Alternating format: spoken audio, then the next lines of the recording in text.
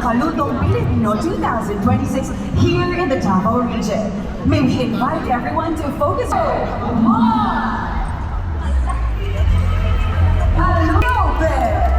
Hoy! Alina mo! Nasaan itong mga bisita?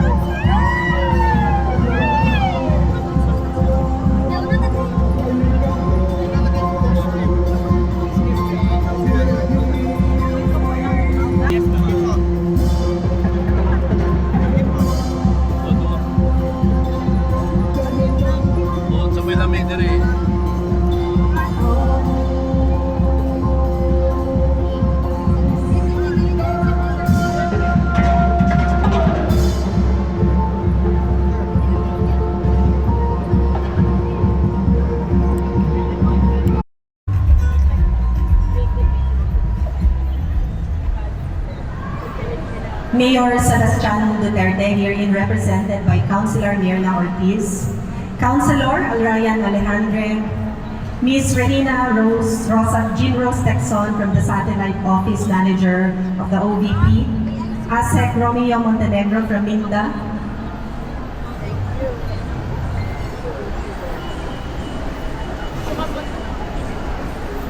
Conjen Dedi Faisal of Consulate General of Malaysia, Consul Muhammad Ikhwan Arif, Vice Consul Nuray Shida Mod Shabulin, Conjen Honorable Ono Hirotaka from the Consulate General of Japan, with Vice Consul Nakata Airi and Chef Hoshida Shunsuke, Conjen Zhao Shuzhen from the Consulate General of China, and Consul Jin Jun, Commerce Consul,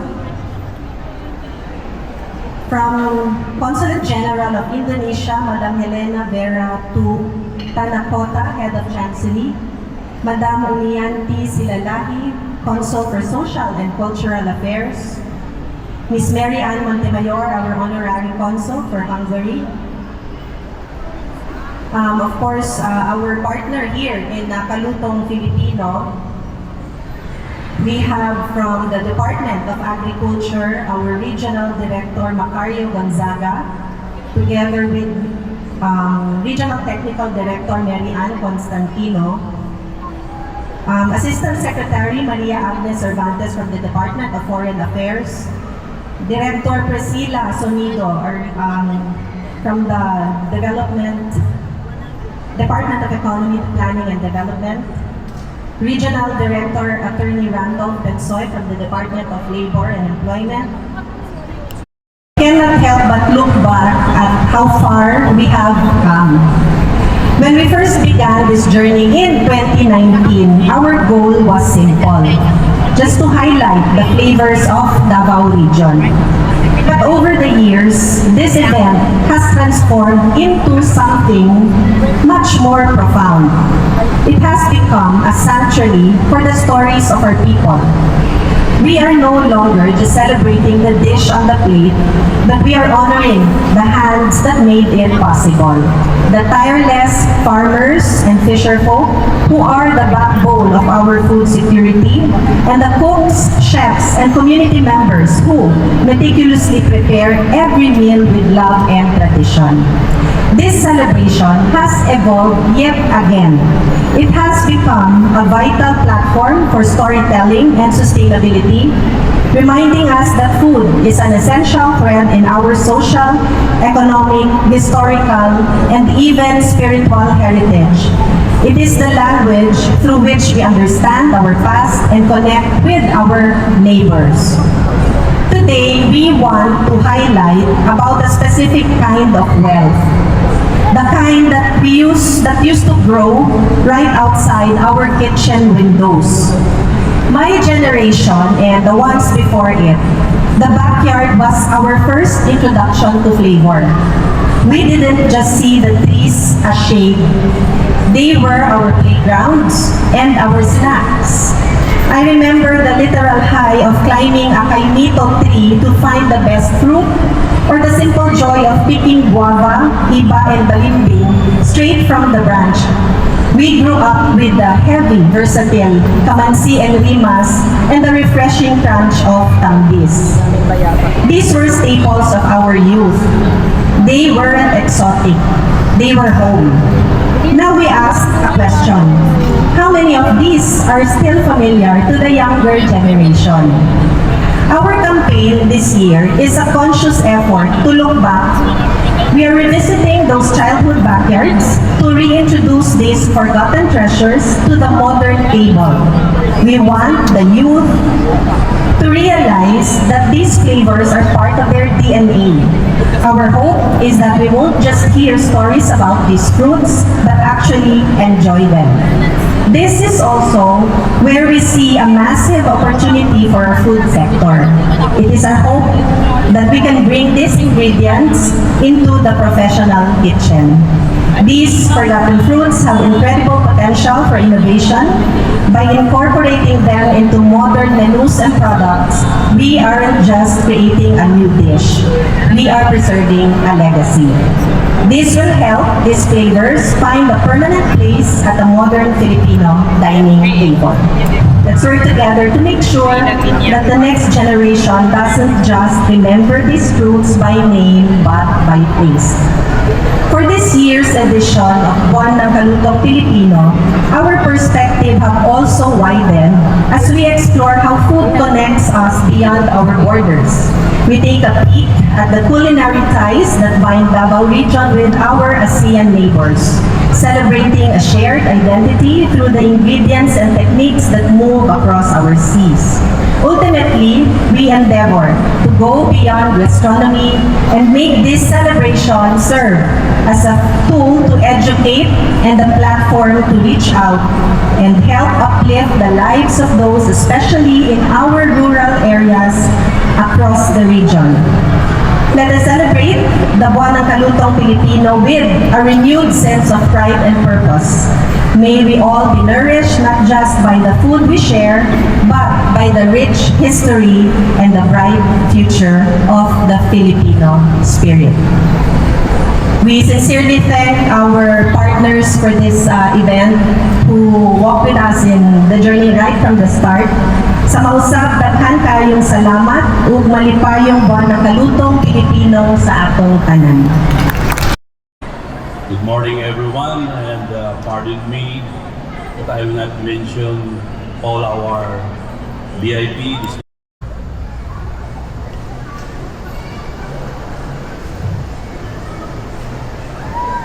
I will dispense with greeting individually our distinguished guests who had been properly acknowledged already earlier.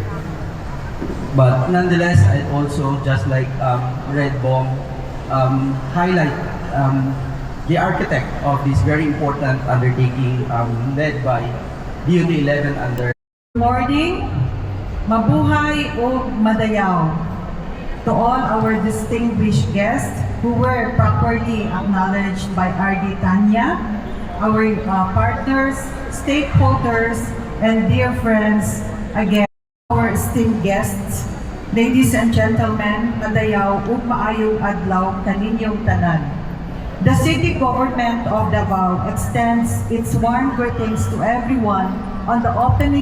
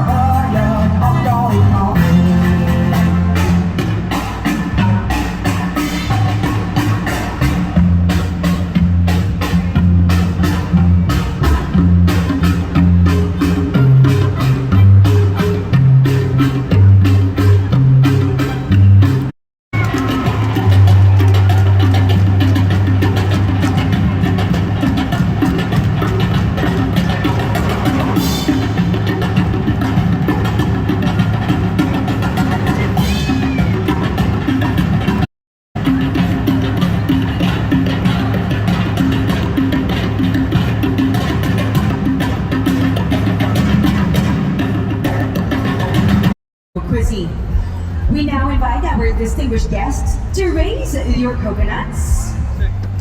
Raise it up. There you go. Raise your coconut. Yes, please join us. You may also stand.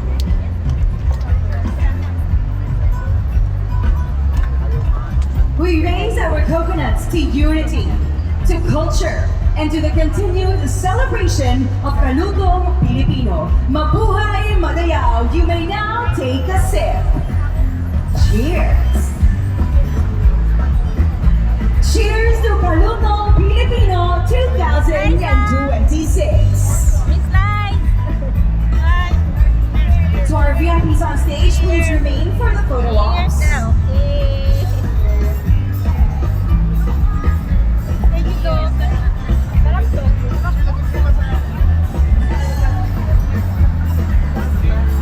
We would like to request our guests. Get together na.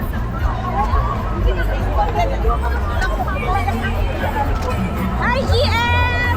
Hi! How was it, GM? How's the experience? It was fantastic. Liza, how was the buko? Very sweet. Super sweet and I love it. So I think very healthy. Healthy and very ano ba yan, super good. Super good, yes. Yes, thank you. Pwede siyang di ba? Parang replacement for the energy Water, drinks.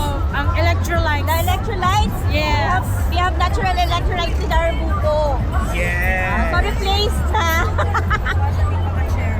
Okay, somebody visited us. And Miss Nahiga din, Adelina.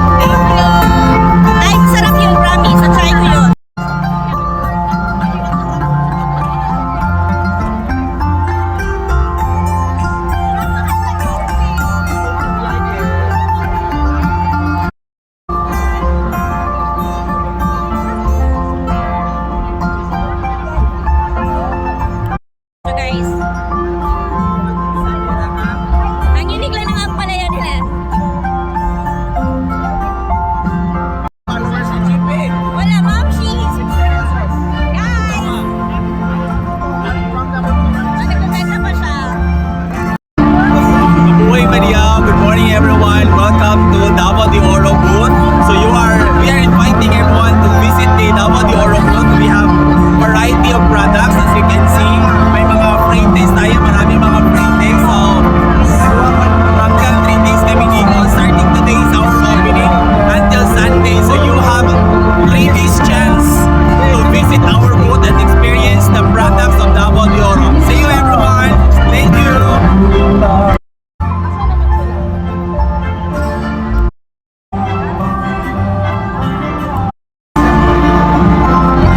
Gusto na ako try. So they have good pies guys. So they have durian pie, buko pie. I think may ube pie sila. They have wala.